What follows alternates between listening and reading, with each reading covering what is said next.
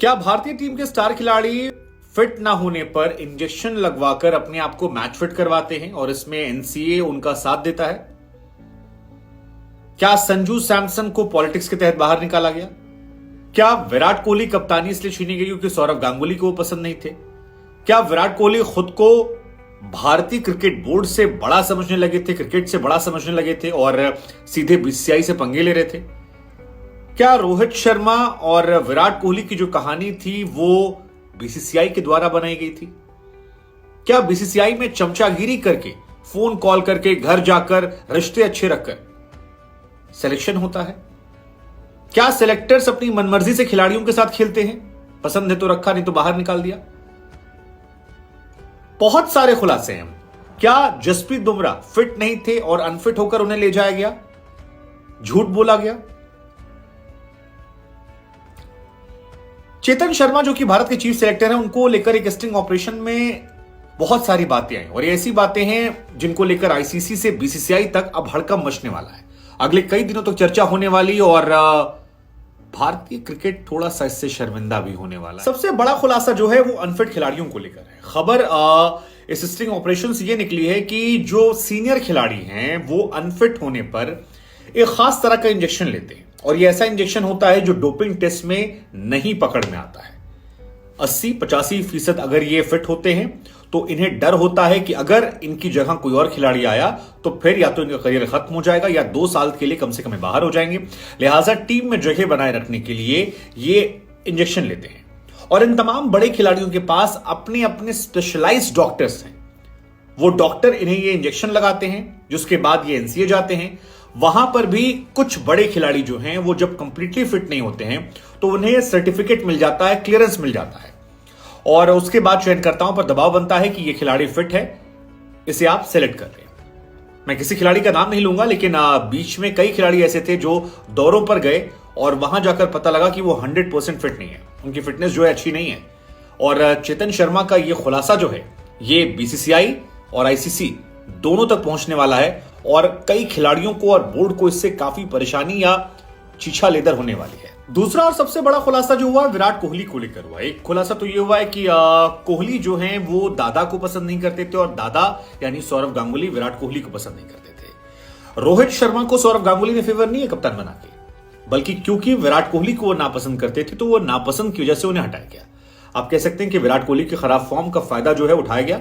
लेकिन एक और बड़ी बात आई कि विराट कोहली ने झूठ बोला। चेतन शर्मा कहते हैं कि विराट कोहली जो हैं उन्हें ऐसा लगा कि सौरव गांगुली ने उनसे कप्तानी छीनी, बट एक्चुअली ऐसा नहीं हुआ था। सेलेक्टर्स की मीटिंग में 9 लोग थे और गांगुली ने यह कहा था कि आप कप्तानी के बारे में एक बार सोच लीजिए, लेकिन शायद विराट कोहली ने कुछ सुना नहीं या और समझा और साउथ अफ्रीका जाते वक्त वहां पर प्रेस कॉन्फ्रेंस करके बेवजह इस मुद्दे को उछाल दिया, जबकि इसकी जरूरत नहीं थी। वो शायद बीसीसीआई या फिर दादा को एक मैसेज देना चाहते थे। साथ ही रोहित के अलावा विराट के बारे में कहा कि कई बार खिलाड़ी जब बहुत बड़ा हो जाता है तो उसे लगता है कि शायद उससे बड़ा कोई नहीं है और उसे लगता है कि वो हट जाएगा तो भारतीय क्रिकेट टीम हट जाएगी। ऐसा नहीं होता है, कोई क्रिकेट से बड़ा नहीं है, आप बोर्ड से बड़े नहीं हैं। हम हैं जो डिसाइड करते हैं प्रेजेंट, हम हैं जो डिसाइड करते हैं फ्यूचर, और यही वजह हुई रोहित शर्मा को फायदा मिला। हालांकि इस पूरे विवाद में एक बात यह भी स्पष्ट हो गई कि रोहित शर्मा को जिस तरह से टारगेट किया गया था विराट कोहली के केस में, वैसा नहीं था। रोहित शर्मा कहीं से भी जिक्र नहीं, उन्होंने कहा कि रोहित और विराट जो हैं वो अच्छे दोस्त हैं, दोनों एक दूसरे का सपोर्ट करते हैं, उन दोनों के बीच में उतने बड़े इश्यूज नहीं है जितना मीडिया में निकल कर आता है और ये बहुत बड़ा खुलासा है। तीसरी बड़ी बात जसप्रीत बुमराह को लेकर थी कि जसप्रीत बुमराह जो हैं वो बिल्कुल फिट नहीं थे। ऑस्ट्रेलिया में जो T20 वर्ल्ड कप हो रहा था, अगर उन्हें एक मैच खिला दिया जाता तो वो साल भर खड़े होने की हालत में ना होते। अब फिर पहला आरोप याद आता है कि कुछ बड़े खिलाड़ी जो हैं वो सर्टिफिकेट ले लेते हैं, इंजेक्शंस लगवा लेते हैं। क्या ये आरोप बुमराह पर था, हार्दिक पर था, किस पर था पता नहीं, लेकिन ये आरोप बहुत गंभीर है। वैसे बुमराह को लेकर क्लियर हो गया कि ऑस्ट्रेलिया के खिलाफ टेस्ट सीरीज से वो बाहर हैं और वनडे सीरीज से भी बाहर होंगे। अब संभवतः वो आईपीएल से ही वापसी करेंगे।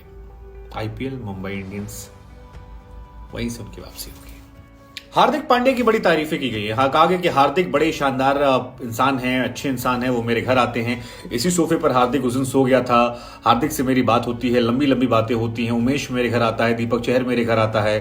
रोहित शर्मा के बारे में कहा कि रोहित भी मुझसे आधे आधे घंटे फोन पर बात करते हैं। अब क्या ये सेलेक्टर्स को प्लीज करने का तरीका है?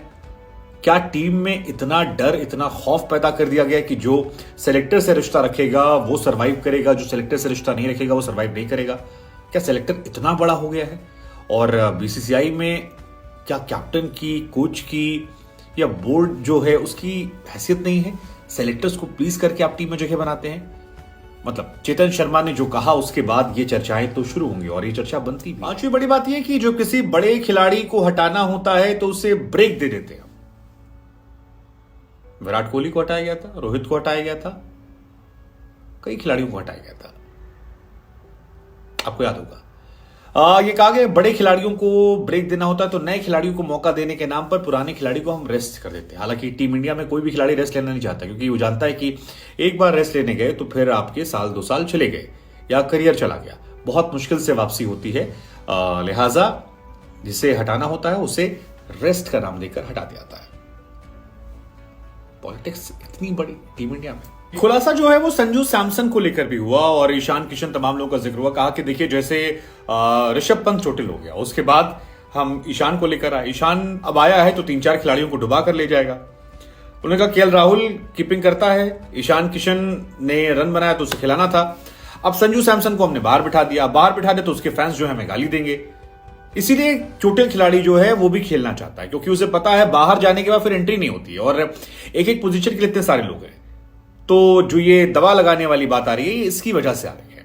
वो रिक्वेस्ट करते हैं कि सर हम 85% फिट हैं, फिर भी हमें प्लीज खेलें दो। अब सवाल ये, क्या ये एथिकल है? क्या ये सही है? क्या ये क्रिकेट के साथ खिलवाड़ नहीं है? इस खुलासे के बाद बहुत सारी चीजें देखने को मिल सकती। खैर हम आपको जानकारी के लिए बता दें कि Chetan Sharma x Indian cricketer हैं, गेंदबाज थे और T20 वर्ल्ड कप तक ये सिलेक्शन कमेटी के हेड थे। फिर इस कमेटी को सैक कर दिया गया। फिर जब कमेटी में दोबारा इन्हें फिर से हेड बना दिया गया। इनके पास पावर बहुत ज्यादा है और बीसीसीआई टॉप्स के ये खास रहे हैं। लेकिन अब इस घटना के बाद क्या बदलेगा बीसीसीआई में? खासतौर पर सौरव गांगुली और विराट कोहली को लेकर जो खुलासे हुए हैं वो बहुत परेशान करने वाले हैं।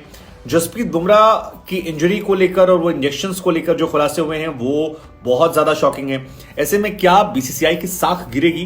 क्या आईसीसी कोई बड़ा एक्शन बीसीसीआई पर ले सकता है? क्या इसका असर दूसरे टेस्ट मैच में देखने को मिलेगा? क्या खिलाड़ियों के मोराल पर इसका असर पड़ेगा? बहुत सारे सवाल है। और क्या इंटरनेशनल क्रिकेट में भारत की थोड़ी सी इनकेस होगी? क्या चेतन शर्मा को इसके बाद साक किया जाना चाहिए? क्या रोहित और विराट के बीच में बीसीसीआई और मीडिया ने एक माहौल बनाया था जो एग्जिस्ट नहीं करता था? क्या विराट कोहली जैसे खिलाड़ी के साथ गलत ट्रीटमेंट हुआ या विराट कोहली ने झूठ बोला? बहुत सारी चीजें हैं जो अब निकलकर सामने आएंगी और इसके अपडेट्स जो होंगे उन पर हमारी नजर लगातार बनी रहेगी। लेकिन फिलहाल इस पूरे घटनाक्रम पर आपका क्या सोचना है? और खासतौर पर इंजेक्शन वाली बात, विराट वाली बात, रोहित वाली बात या फिर दादा के साथ जो जिक्र निकल कर आया, और अगर ये इंजेक्शन वाली बात जिसको चेतन शर्मा कह रहे हैं कि ऐसी खबर है, सबूत नहीं है, ये सच निकलती है और वो फोन पर आधे घंटे बात करना या उनके घर बैठे रहना, तो क्या इंडियन फैंस के लिए बड़ी डिसअपॉइंटमेंट है? ये बंदा सैक होना चाहिए चेतन शर्मा?